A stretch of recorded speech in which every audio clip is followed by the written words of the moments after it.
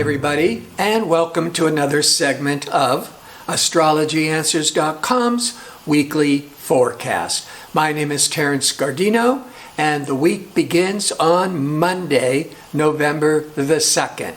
And the whole world has been waiting for this week because tomorrow is the U.S. presidential election, as Mercury goes direct tomorrow on Tuesday, November the 3rd.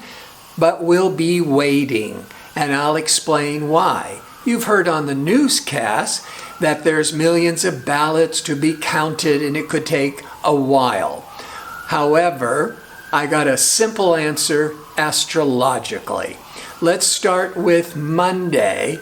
Mercury, the planet of information, expectations, communications, is stationary. And on Tuesday the 3rd, it's now starting to very slowly go direct.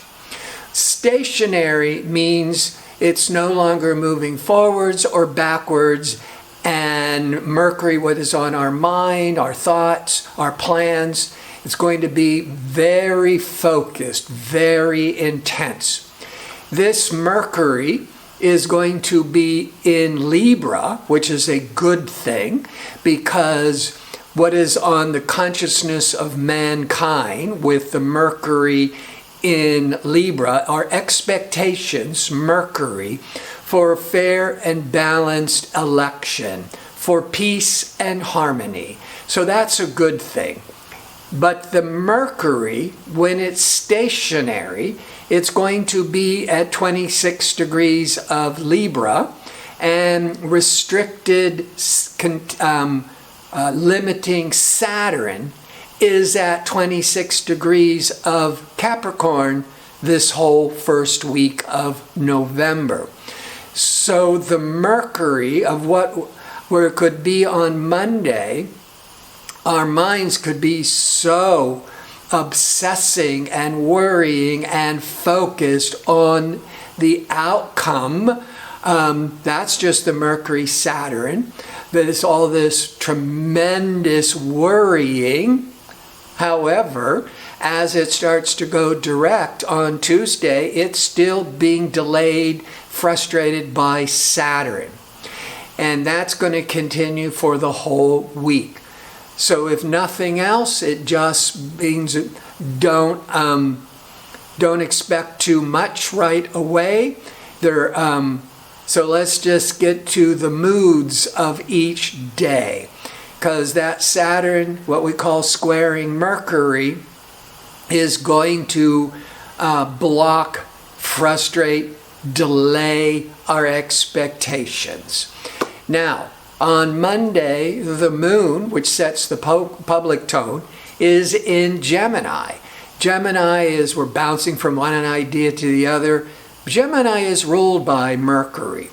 But the moon in Gemini, which can be very fickle and very mentally nervous and excitable, is actually going to be in harmony with pleasure-seeking, harmonious Venus. This will be really much stronger by the early evening, but that's Pacific Daylight Time.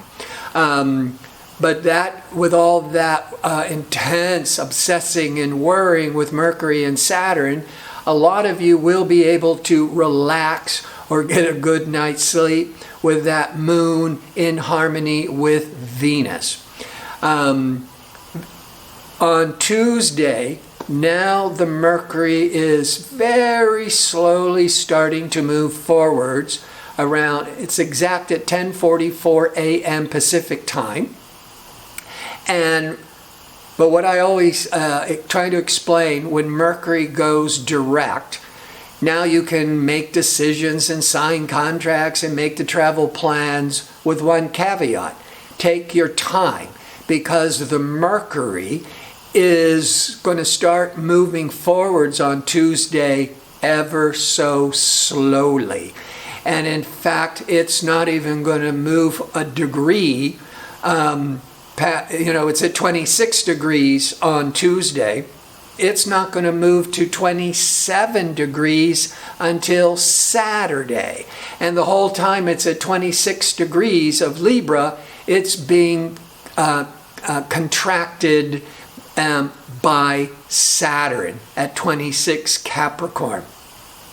So when Mercury does start to move forwards, it's going to be moving forwards very slowly, meaning overall that our mental faculties are going to still be sluggish, still be slow, and with the Saturn is really slowing it down. So the fact that Mercury is being blocked by Saturn, and it is just at the very beginning, the first week, moving ever so slowly, it is not the time to be making important life decisions, because the information might be moving forwards, but your mental faculties is still sluggish. You're not going to be as sharp and quick and decisive as you'll be in another week or so. Also on Tuesday, as the moon continues in Gemini, so we're bouncing off ideas, but we may be doing a lot of texting and phone calls, because all that wanting to correspond and interact with others. But by afternoon on Tuesday, the moon, the emotional tone, is going to be in conflict with nebulous Neptune. So this might be where we're really emotionally distracted, unfocused, and with the Mercury Saturn, you could be very worried. Wednesday, the moon continues in Gemini until 2:45 p.m. Pacific time, when it moves into Cancer. But from 6:49 a.m. to 2:45 p.m. Pacific time, the moon is is in that position called its void of course, when the moon is no longer making any aspects to other planets. So there's not a lot of activity. So the energy is flat. It's like a holding pattern. I always say it's called the moon void of course, and I say just stay the course. Just keep doing what you're doing. Don't try to do anything new. You might be thinking, oh, Mercury's gone direct. I can now make all these important decisions. I would, first of all, give it a week. But I certainly wouldn't do it on Wednesday with the moon void of course from 6:49 a.m. to 2:45 p.m. because there's not a lot of energy to manifest any kind of new goals. But at 2:45 p.m. on Wednesday Pacific time, the moon goes into Cancer. Cancer is more nurturing, more family-oriented, but Cancer rules the home. Might be wanting to stay more at home, staying more with family. But on Thursday, the moon's in Cancer, and by late afternoon, early evening Pacific time, it's going to be in harmony with the sun in Scorpio. Scorpio is a water sign. Moon in Cancer is a water sign. All the water signs, there's just 3 of them, the other one's Pisces, are in harmony with each other. So the emotional tone is going to get more at peace, get back more into its rhythm from all that, maybe that anxiousness of Monday, Tuesday, Wednesday. Friday, Mercury is going to start moving off of Saturn, but it's still right there on Saturn. So we might still having some delayed results. But the moon in emotional Cancer will be in opposition or interacting with others with expansive Jupiter, compulsive Pluto, restricted Saturn. Basically all that means is that the moon's going to be bouncing off walls. So a lot of mood swings. I would say that we don't have an outcome by Friday, and now people are starting to, now they're losing their patience. On an everyday level, for us individuals, this is a time where you're too moody, you're changing your mind, you are judging and criticizing your decisions. So this is even particularly Friday, but this whole week. Do your due diligence, do your research, sleep on it, ask for second opinions, but don't make a commitment to start or launch any important new projects. Saturday, now the moon has moved into more dynamic, outgoing Leo, and it's the weekend, and moon will be there through the weekend. Good for entertaining and socializing, but with social safe distances, of course. But that moon in Leo wants to enjoy life, enjoy entertainment. And it's going to be aspected by surprising Uranus.